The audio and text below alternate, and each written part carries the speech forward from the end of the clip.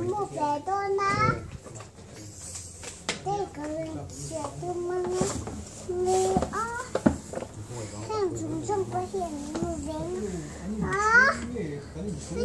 thật bộ hiện mì ô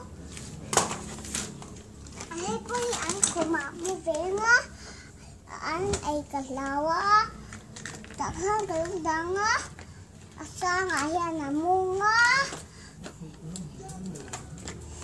hipo sang ở mung á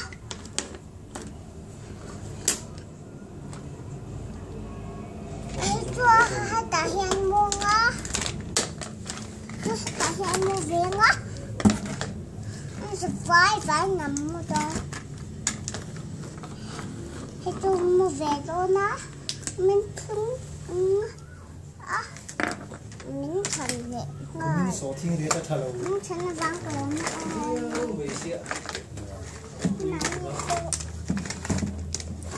lộn lực cả hay cái con cũng khá là nhiều chú lực nhiều chú lực nhiều ngay đó là chắc số mà phải đi nông dân hai chú linh đạo cũng lấy gì này thì lấy là đi sang để ăn lộc thì rất là ngon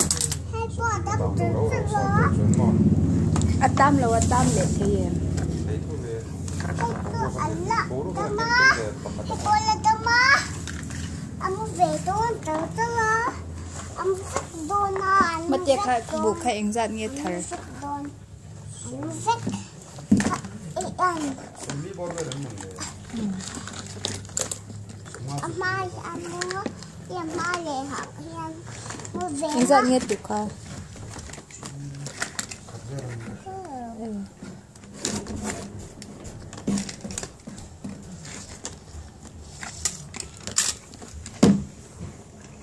anh đâu khăn cái khắp hết luôn á ấp hơi luôn nó sẽ được á anh đâu kia sẽ phải giúp chị tới tới vào cả hay luôn á ấp hết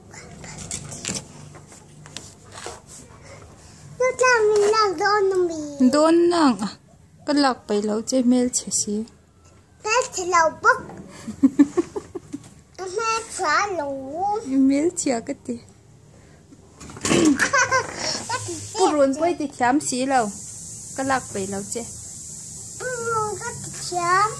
ít thì chám tao mà anh đi ấu rồi thì chám men anh thì tê ấu vào mà thì vô á thì sẽ bốc sách cái đó thì rồi thì thiam em thiam rồi thì thiam lâu bốc xí cái phần thiam lâu ôm em anh thì chín tê thì vô anh tin mà lấy tiền hiện hấp sắp mà thì vô tôi là tôi không có cái lạc sập đấy